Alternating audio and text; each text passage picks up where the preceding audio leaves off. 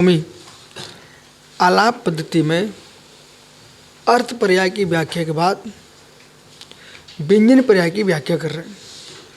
और व्यंजन पर्याय को उन्होंने दो प्रकार के बताया, स्वभाव व्यंजन पर्याय और विभाव व्यंजन पर्याय। विभाव द्रव्य व्यंजन पर्याय चतुर्विधा नर नकादि पर्याय अथवा चतुर्शीति लक्ष्य योनिया।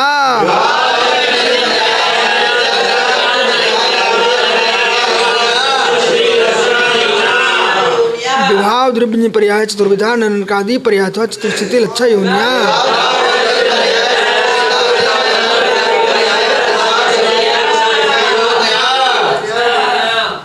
विभाव व्यंजन पर्याय जो है वो चतुर्विधा चार प्रकार की है। मनुष्य, देव, नारकी, त्रियंत, ठीक है ना। ये चार को ग्रहण करना अथवा चतुर्शीति लक्ष्य योनिया 84 लाख योनिया जो हो रही है सब किस में हो रही है? विभाव द्रव्य व्यंजन पर्याय में। विभाव द्रव्य व्यंजन पर्याय दो में होती है, पुद्गल में और जीव में। शेष द्रव्यों में विभाव द्रव्य व्यंजन पर्याय नहीं होती, ठीक है। क्योंकि शेष में तो अर्थ पर्याय का ही प्रबंध चल रहा है। धर्माधर्म नवा कालो अर्थ पर्याय गोचरा, व्यंजन तो दो जीव पुद्गल। व्यंजन पर्याय तो दो में, जीव में और पुद्गल में। जीव पुद्गल विभाव पर्याय भवन्ति। द्रव्य व्यंजन पर्याय द्रव्य व्यंजन पर्याय विभाव अस्ते विभाव द्रव्य व्यंजन पर्याय अथवा विभाव विभाव स्वभाव प्रणतम यच्च। ये ग्राह्यमान सब। विभाव जो है वो विभाव स्वभाव, विभाव भी क्या है? स्वभाव।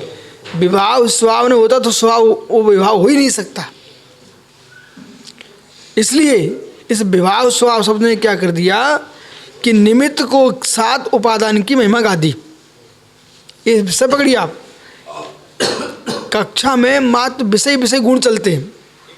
अभी तुमको प्रवचन नहीं सामान, एक एक शब्द पकड़ना। विभाव पर्याय ने आपके लिए उपादान की कथन कर दिया। क्योंकि विभाव स्वभाव से मतलब क्या निकला?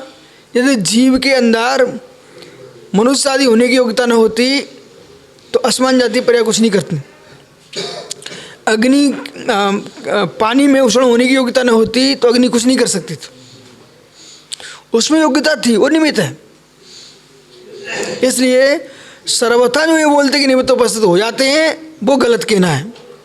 कुछ निमित्त उपस्थित हुए रहते सदा काल और कुछ निमित्तों को उपस्थित कराया जाता है। इसे स्वीकार करना चाहिए राकेश पंडित जी को। इसलिए क्या होता है ना, भाषा ये वहाँ की है, उस भाषा के चक्कर में तुम गड़बड़ हो रहे हो।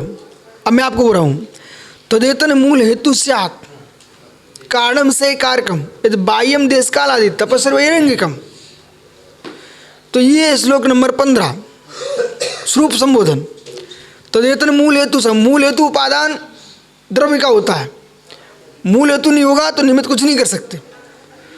तो मूल हेतु रोटी लोई में है रोटी बनने का, तदेतर मूल हेतु साथ कारणम से कारकम।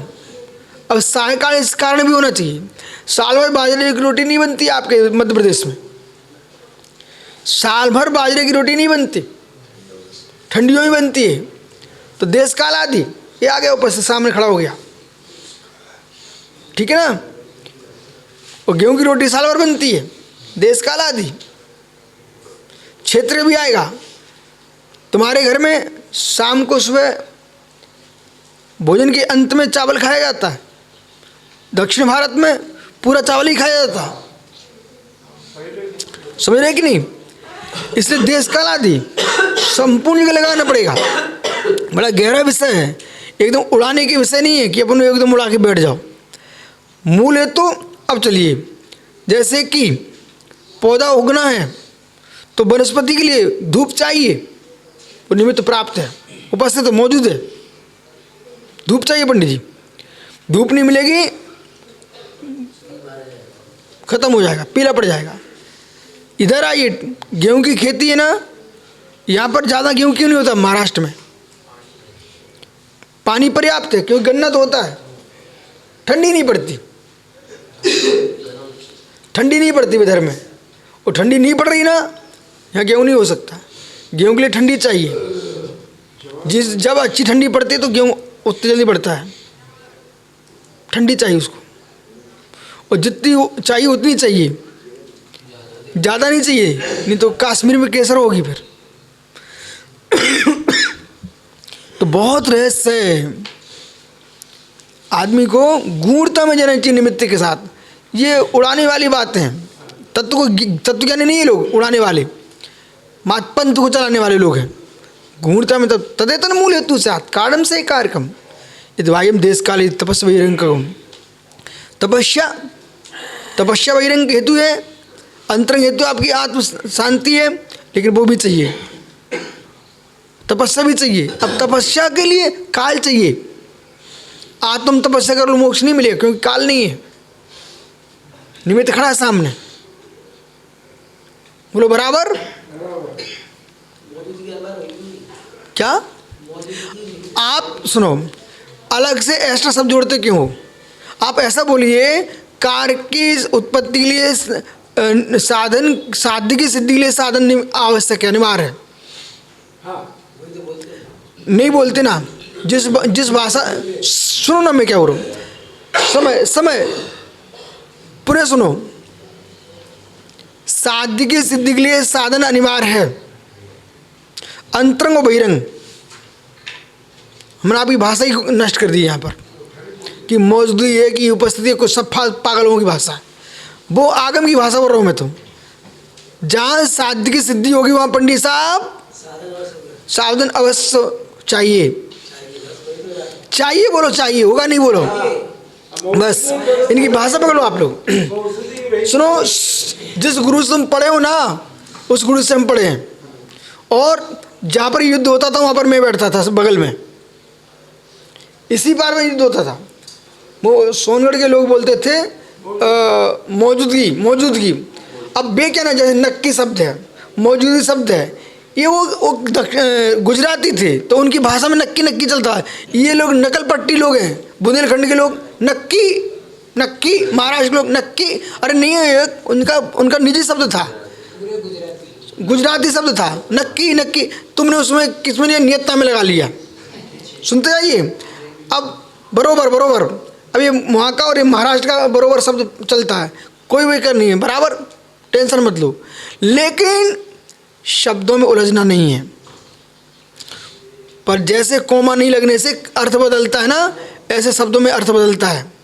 आप विद्वान हो, जैनी हो, ज्ञानी हो, शादवादी हो, जिन शब्दों के बोलने से, पंडित दौरान जी में क्या लिखा हुआ है, ब्रह्म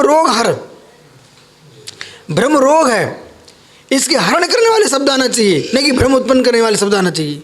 अब मौजूदगी में पंडित जी क्या हो गया ना, कार्य उपादान में चल रहा है, निमित्त मौजूद हो जाते अपने आप, समझ रहे, अपने आप। पंडित जी ऐसा नहीं है एकांतिक। आप स्वयं बोलिए, अच्छा माँ धर्म के लिए निमित्त उपादान की व्याख्या मत करो आप, अशुभ कर्म के लिए भी निमित्त उपादान लगता है कि नहीं लगता? आपसे मेरा प्रश्न है, आपके बेटे का नाम रजत है, शायद रजत है, हाँ, वो रजत उपस्थित हो गया कि तुमने उपस्थित कराया है? अब कहाँ से, अब क्यों मौजूद नहीं हुआ? अब मौजूद क्यों नहीं हुआ? इसलिए ऐसी भाषा बोली हमने, शुद्ध भाषा बोली, साध्य से साधन से साध्य की सिद्धि। आपने काम पुरुषार्थ किया, आपको फल संतान मिली। हाँ, अब भाग्य कहाँ आएगा? उस बच्चे ने मनुष्य आयु का उच्चकोट का बंद किया था तो तुम्हारे कुल में जन्म ले लिया उसने। हमारा पूरा, मैं बहुत खुश रहता हूँ, क्यों रहता हूँ कि मैं जितना जानता हूँ उतना हमारा स्पष्ट विशुद्ध ज्ञान, विपरीत ज्ञान नहीं है कि ये मौजूद वो मौजूद। हमने पंडित टोडर को पढ़ा अच्छे से, जहाँ हमने पढ़ा अच्छे से हमको दिखा, अरे समन्वत स्वामी लिख रहे हैं, आचार्य कुंद स्वामी लिख रहे हैं, पूजपा स्वामी लिख रहे हैं, हमने सब पढ़ करके पूरे ग्रंथ को छांट लिया, अपने मस्तक में रख लिया। हमने कि मुझे उन्हीं आचार्यों का नाम लेना है जिनका इन्होंने पंडित जी ने संकलन किया है, और जो उनका निजी था उनके शेष अध्याय भी तो पढ़ना चाहिए, उन्होंने निश्चयभाषी की व्याख्या की, व्याभाषी की व्याख्या की, व्यवहाराभाषी की व्याख्या की है, उसका स्पष्टीकरण क्यों नहीं करती हो? और उसी मोक्ष मार्ग प्रकाशक को पढ़कर विपरीतता क्यों नहीं समझ पाते? तो दुर्बुद्धि। आइए, इसलिए विवाह विनिर्मुक्ति कर दी। द्वेष नहीं करना, द्वेष करो तो मिथ्या अज्ञान में चले जाएंगे, असंयम में चले जाएंगे। इसलिए आपसे मेरा प्रश्न है, द्वेष में उपेक्षा में बहुत अंतर है, महान अंतर। अगला प्रश्न है, आपको कुलिंगियों से द्वेष है कि उपेक्षा है? आपको कुलिंग से द्वेष है कि उपेक्षा है?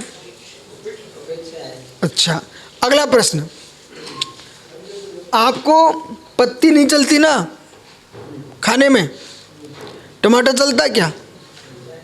अच्छा, तो आपको पत्ती से द्वेष है कि आपको टमाटर अच्छा लगता है?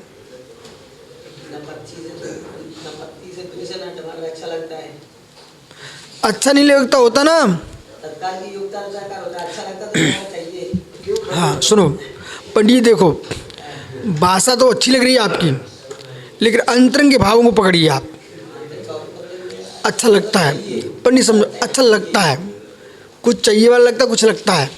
ठीक, आगे चलते हैं, विषय पकड़ते जाना है ना। विषय ये है ना, हम क्या चाह रहे हैं? हम ये चाह रहे हैं तुम्हारा अध्यात्म जीवित रहे, पागलपन शून्य। अध्यात्म जीवित रहे, पागलपन शून्य। कुछ लोगों के पास अध्यात्म नहीं है, पागल है। जब प्रसंग आता ना तब उनकी लीला देखने को मिलती है अपन को, बराबर आपको। परंतु अध्यात्म कहता है द्रव्यानुयोग का अर्थ आत्मा और पर्याय मात्र नहीं है। द्रव्यानुयोग का मतलब 6 द्रव्यों का व्याख्यान, यथा वस्तु निर्णीति, सम्यक ज्ञानम प्रदीपवत। वो सम्यक ज्ञान है, 6 द्रव्य की व्याख्या होगी, और 6 द्रव्य की व्याख्या निमित्त उपादान के साथ होगी, गुण पर्याय के साथ होगी, बराबर।